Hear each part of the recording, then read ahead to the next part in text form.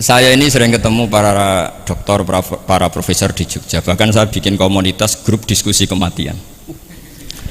Itu profesor-profesor yang mau mati itu sering diskusi sama saya. Kenapa ini penting? Karena mereka bilang gini, Pak Bahak, dunia ini pasti kita tinggalkan saja, perumusnya banyak.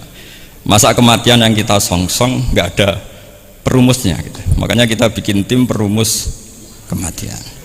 Terus saya bilang, ini bedanya profesor sama intelektual. Kalau intelektual itu diskusikan yang profan, dunia itu profan, nanti habis. Kalau kematian itu abadi. Maka untuk orang jadi profesor, sarannya harus tahu tentang kematian. Dari provokasi ini banyak teman-teman diskusi kematian ini. Ini penting saya utarakan karena dunia apapun hebatnya seperti yang dipandang Mas Hakim, bisa dibalik juga. Misalnya orang bilang Israel nggak bisa dikalahkan, sebetulnya hingga sekarang pun Palestina nggak bisa dikalahkan. Hebatnya apa Israel? Nyatanya tidak bisa menghilangkan Palestina, paling di Google dihapus gitu saja. Sama, apa sih hebatnya punya TV banyak, pemirsanya banyak? Sebetulnya TV itu menggantung banyak pemirsa, dan itu kita. Sebetulnya mereka yang bergantung kita, apa kita yang bergantung mereka? Zaman ibu-ibu belum ada sinetron, mereka terhibur, ngerasani tonggo, petanan, macam-macam. Artinya punya cara untuk hiburan. Lalu TV-TV ini menjadikan mereka objek untuk jadi kaya. Ini gimana supaya kita jadi kaya, mereka jadi pemirsa, jadi apa, macam-macam. Jadilah kita objek. Tapi karena kita orang pinter, ibu-ibu pinter, sebenarnya TV mereka subjek juga, ibu-ibu.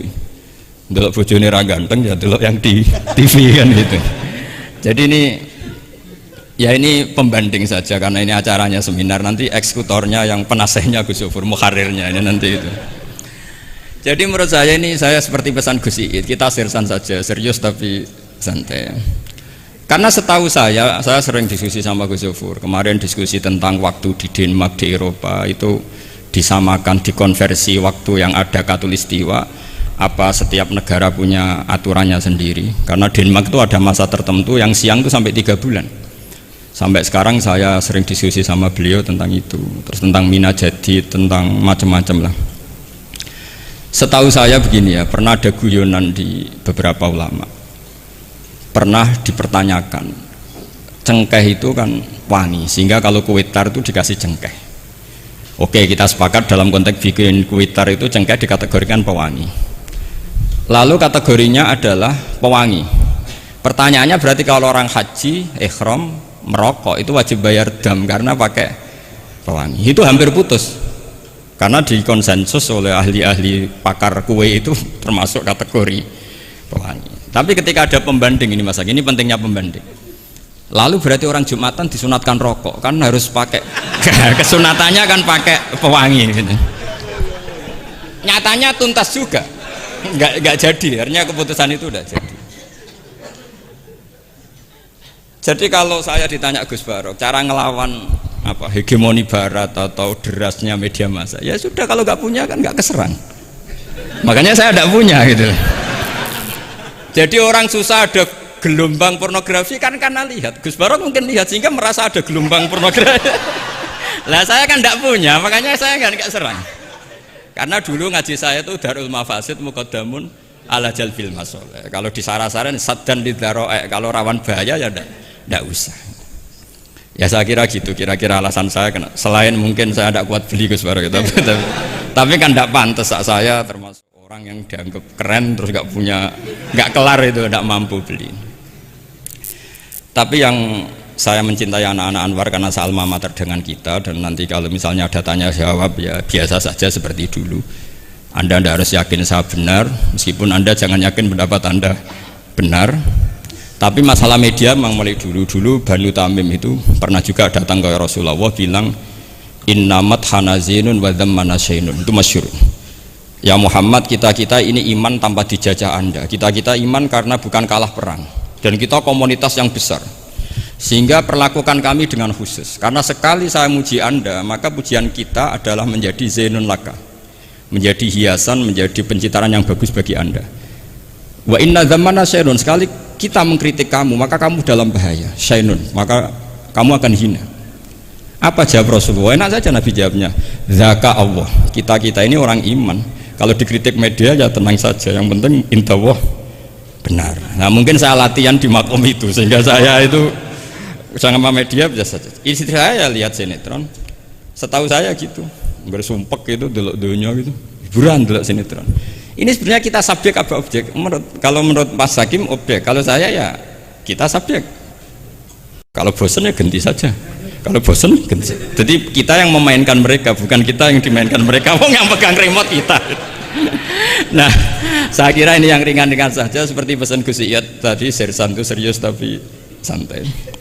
Ya biasa saja menurut saya, ini zaman nggak bisa dilawan ya.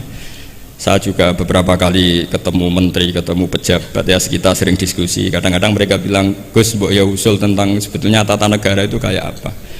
Saya bilang ini basa-basi, ada pakarnya, tata negara itu sudah ada pakarnya. Kalau sampean tanya tata akhirat, saya jelaskan. Terus, ya tata akhirat itu kamu di dunia harus sujud. Dunia ini nanti profan, jabatan menteri itu profan. Kalau akhirat itu abadi. Akhirnya ngaji sama saya. Enggak bab itu, tapi ini penting. Bagaimanapun kita umatnya Nabi yang diamanati menyelamatkan umat ini sampai dunia akhirat. Kalau yang di dunia sudah ada spesialis ya kita terima. Bagaimanapun orang Islam itu kalau bisa ya fit dunya hasanah. Tapi yang sudah agak-agak berKTP akhirat kayak saya jangan dipaksa. Ini penting ya, karena memang ayatnya wafil akhirati hasanah gitu. Jadi kita tidak boleh hanya bicara kompetisi antar TV macam-macam. Kalau antar program pengajian mau saya, karena itu ya saya kira demikian. Ini penting ya pembanding itu, karena saya punya cerita ya, betapa Rasulullah SAW ini sangat-sangat akademik ya. Saya punya cerita agak serius. Setelah ini selesai, saya ini terakhir Gus Bara. Suatu saat ada seorang sahabat, ini yang disetujui atau diamini oleh para ahli tafsir. Dia perang gitu atau ditugaskan ke Nabi itu. Di kitab saya sahabat itu namanya Muhallam bin Jassamah. Saya nggak tahu kalau nama itu di kitab Anda karena beda kitab namanya beda. Dulu itu kalau saya jago Tyson, kok Tyson kalah, oh di TV saya Tyson menang gitu. Tapi semenjak ada real time katanya nggak mungkin nanti. Kalau Tyson menang ya menang semua. Tapi kalau kitab itu beda.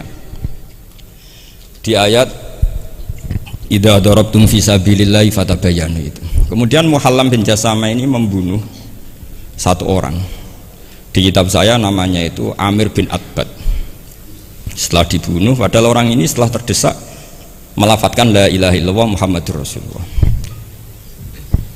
Dalihnya ini kan tentang informasi juga ya, ini kaitannya masih informasi, saya bukan menyempal dari tema. Ditanya sama Rasulullah, kenapa kamu tetap bunuh padahal dia sudah melafadzkan la ilaha illallah?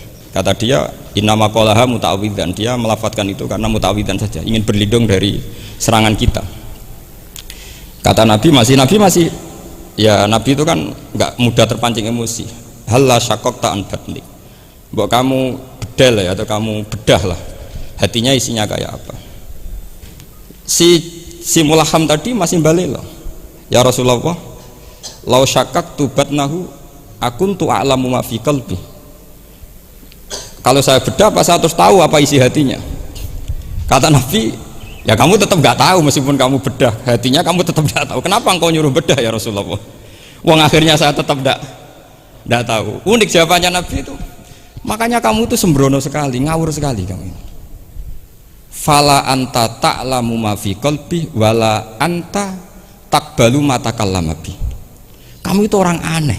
Tahu hatinya ndak akan tahu, tapi menerima omongan yang zahir juga nggak mau. Terus mau kamu apa gitu?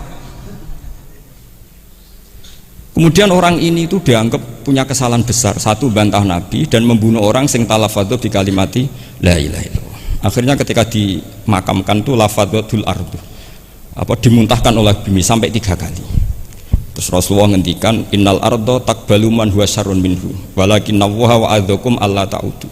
Sebetulnya bumi itu sering menampung orang yang lebih jelek ketimbang dia. Kita tahu dulu bumi yang nangkung Namrud macam-macam lah, Abu Jahal, Abu Lahab. Tapi kenapa ini jadi begini, nggak diterima bumi?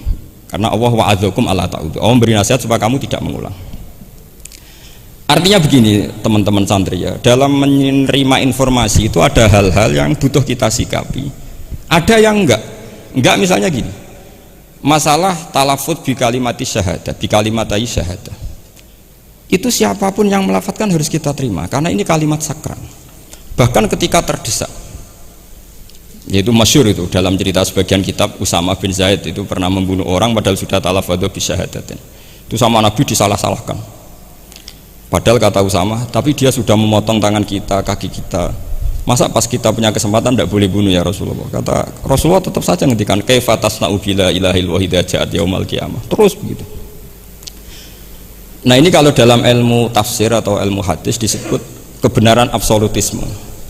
Sehingga ada hadis mangqala la ilaha illallah dakhalal jannah wa in zana wa in saraka. Kalau di bab fikih informasi itu bisa kita terima kalau mukhbirnya itu adil, datanya valid. Tapi khusus kalimat syahadat itu tidak, wa in zana wa in saraka harus kita terima. Sehingga kita tidak pernah mengkafirkan orang fasik. Misalnya lonte ditanya Tuhan siapa, ya Allah. Rektor Al-Azhar jawabnya ya Allah. Ketua MUI ya jawabnya ya. Jangan karena misalnya copet bilang Tuhan itu Allah, terus MUI bilang wah saya tak jawab yang lain lah, nanti sama gitu. Nah, saya pernah ditanya sama dosen di Jogja, Pak Bahak, kenapa ada kata wa in zana wa in saroko? Kesannya itu Islam membolehkan zina.